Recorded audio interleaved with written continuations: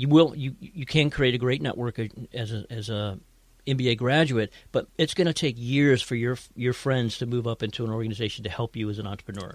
So I do have friends now. I never call upon them because now I don't really need the help.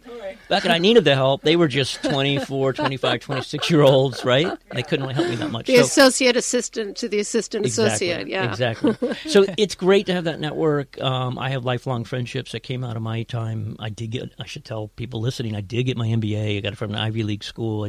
Wharton. So I feel like I feel like I can only speak to my personal experience, but I know that I did not need it for. Now, how much does that make a difference, the school that you got the MBA from? I think, so from a practical standpoint of the knowledge, zero. I think you can get an MBA online and it's probably you're getting the same level of knowledge. I think from a marketability standpoint and from a return on your investment, there's certainly some value there. I like to say it didn't help me at all. That's really not true. I think when I was trying to help Computer Motion, Yulin Wong here in Santa Barbara, when we were getting that company off the ground, I know the fact that I had an MBA from Wharton, even though I really wasn't applying it, helped us raise money because people would look at the company and say, well, they've got this person that went to Wharton, so maybe they won't waste our money. So I sort of played that role of being a CFO, even though I was really a salesperson and I was running business development. I have an interesting question for you that Yes. I have pondered because of my own situation with my son. But, my parents met when they were going to Stanford. My father was a college professor. Mm-hmm. There was no doubt my brother and I were going to college. Right. We've got a new generation. So let's just even talk about undergrad degrees, where now this next generation can learn so much on their own. Still significant for an entrepreneur to have even the undergrad degree? It's a really good question. I've written about that as well, and this is all on johngreathouse.com if I can put in a cheap plug. But if you really do hear me say something that's of interest, you can most likely dive in a little deeper at the blog. So I have written about it. We know a lot about, and I get this question in office hours. Students say, John, should I get my degree? I don't really feel like I'm getting that much out of UCSB. My answer typically, and I reserve typically because there's been a handful of cases where I thought the students had such a good idea and were so driven that I felt comfortable as a trusted advisor to tell them that maybe you should take some time off from school. I've done that 1 out of 50 times or 1 out of 100. Now I usually say, look, you're 21, you're 22, whatever, you're almost done. Finish your degree, get your degree.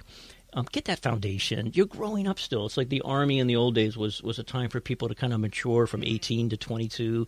Get that maturity under your belt. Your degree is going to help you in ways that aren't obvious to you.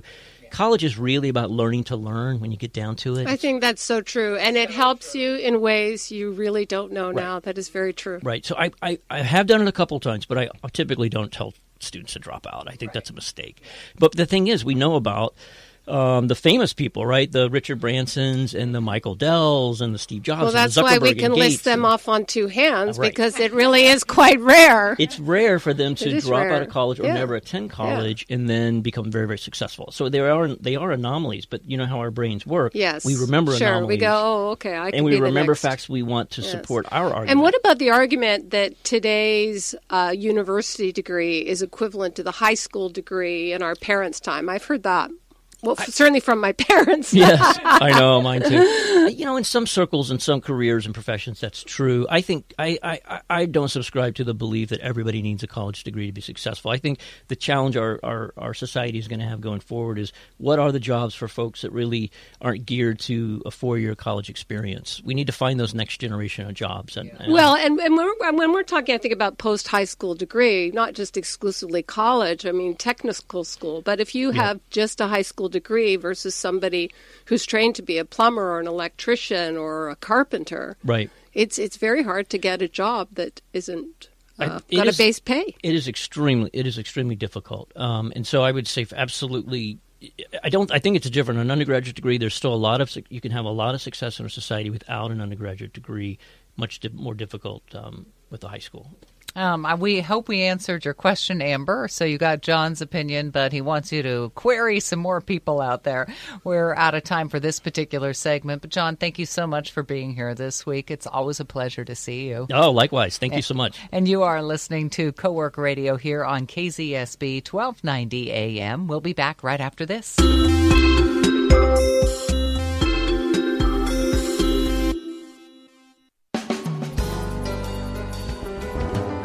The signature of the incredible jewelry selection at Bryant & Sons is a blend of ideal materials, conceived to the perfect shape, and then precisely finished.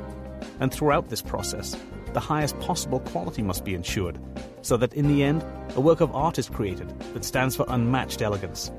At Bryant & Sons, all our jewelry must meet these standards. We source the finest designs from around the world and create our own as well, so that you will have an unparalleled selection of art created from platinum, gold, and precious gemstones. When you choose jewelry that is not only worn with pleasure, but also admired for its exceptional qualities, it's from Bryant & Sons. If you're considering acquiring a distinguished piece of jewelry as a gift or for yourself, visit us at Bryant & Sons and let us show you how remarkable materials and exquisite design combine to create a timeless keepsake. Bryant & Sons, California's premier jeweler, 812 State Street in downtown Santa Barbara and the Upper Village in Montecito. Do you have a special event coming up? Go to Zoto's for all your party needs. At Zoto's, they offer packages for birthday parties, corporate and team-building events, accompanied, of course, with a light show, DJ, delicious food, bowling, and full bar. Call 967-0128, where the staff will help you plan and execute an exciting event, all within your budget. Go to Zotos.com to book your party now, because when you're having an event, it's got to be Zoto's. The Central Coast may seem laid back, but when it's time to work, no one works harder, including the bank that's grown up here. Montecito Bank and Trust offers customized lending and banking for all businesses, big and small. It's harder than offering one-size-fits-all solutions, but it's the right thing to do. And here, getting things right is a way of life. Montecito Bank and Trust. Behind every great community is a great bank. Montecito.bank. Member FDIC.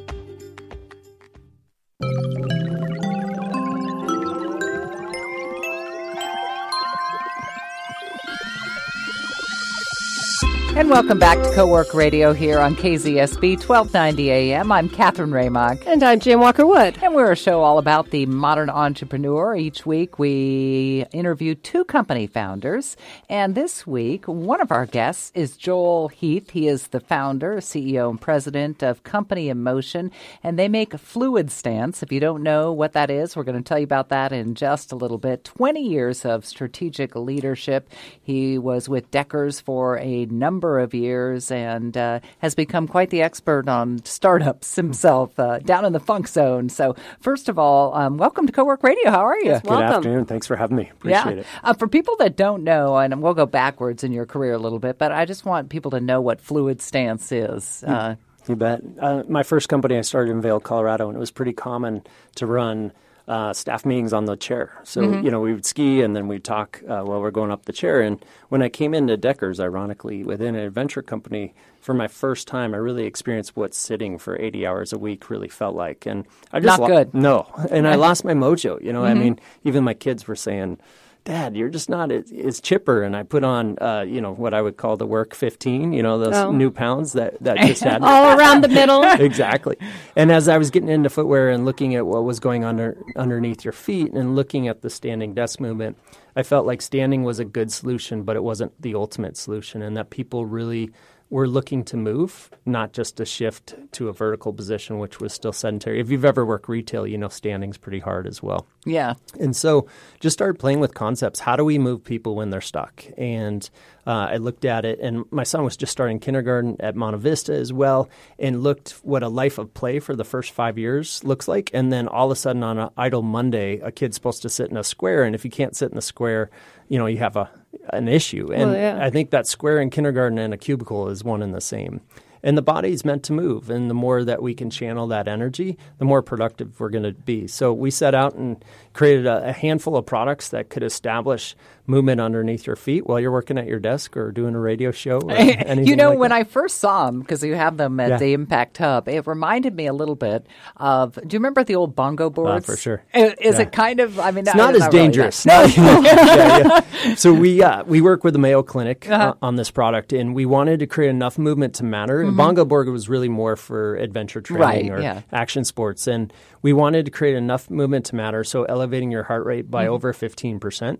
But we wanted to make sure you had a less than a 1% impact on keystroke productivity. And so we worked with Dr. Jeff Gray out of Helix, who was one of the gentleman that you saw interviewed over and over from the mudslides. He has an amazing story, but he runs an amazing lab in Goleta that tests footwear.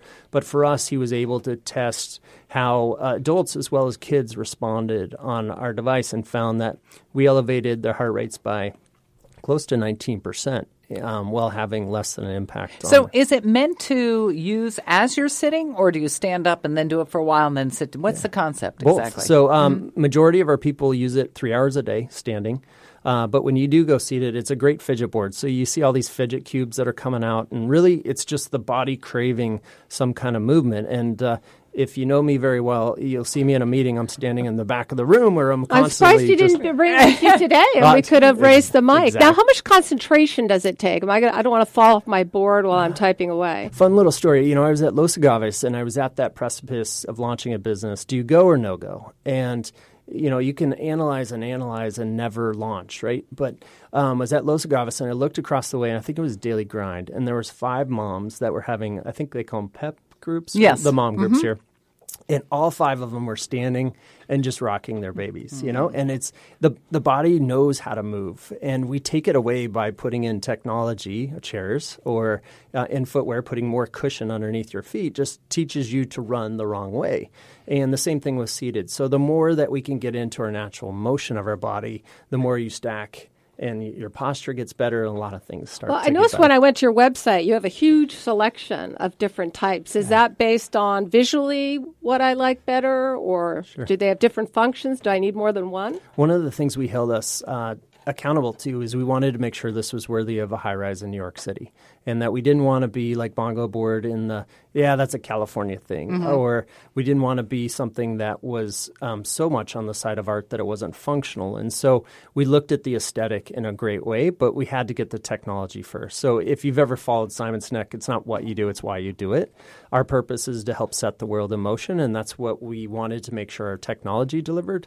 But in how we did it, we wanted it to be beautiful, and that you would see a piece of art and like, wow, it's functional as well. And so, our top customers are Google and Apple. Zuckerberg's on one. So it's fun to see how this is started. Does it help strengthen my core? Am I getting any kind of exercise? For sure. Yeah, it's your stability muscles. Living in Santa Barbara as we stand up paddle, everybody's always surprised. It's not your big muscles that always get sore. It's your little ones. And they ask why. And it's because we don't use our stabilizer muscles when we're seated in a chair, or that bad posture we all get. And when you stand on a product like sitting ours, up straight right now. That's my favorite thing. Like, people always confess to me, I'm a sitter. Sitting's okay. I think our goal is to make sitting feel good again, because there is a place for sitting, and it doesn't mean you have to stand all the time or be on a product all the time. We just want to create moderation. And I once heard the best ergonomic position is your next one. And keeping that sense of movement is the most important thing we can do for our kids, for us at work, and even if you're watching a Netflix binge, keeping that movement, not setting. Do you have a retail store, or is this just online? We're all direct. So after the all wholesale direct model of Deckers, I was really seeing some pretty big holes in what's going on in traditional retail. And seeing what Amazon was doing to the market, I wanted to establish a relationship with a customer, and I wanted to be able to have that experience. And that's probably not always the best financial decision, but having a relationship, I think, is one of the most important things we can do in this age of digital and that lack of kind of neighborhood. It's just a different kind of neighborhood. I like how you almost was almost a throwaway that Mark Zuckerberg used your product. I mean, I'd have a T-shirt printed, But to that end, do you market to actual companies? And I heard you said Apple, or is your market also the individual consumer that might carry this to work with them? I would define them like the creative class. I think Richard Florida, if you ever read that book, it was talking about us all as creatives and anybody that's solving problems is really what our target was. And the tech industry became a big believer in our product pretty early because I think they're just more disposed towards that. But I've been really surprised by the legal and financial and insurance worlds that have really, like MetLife is one of our big customers, and that they see the benefits of movement and what that can mean for their employees. So as far as your demo goes, because I think this is just a stat. Yeah. The boys seem to have a little bit more of the ADD, the restless nature in schools. A lot of people say the schools aren't designed for young boys, but it's women too. They're using your product, but is it more men? Do you find or? definitely, I would say 60-40 is what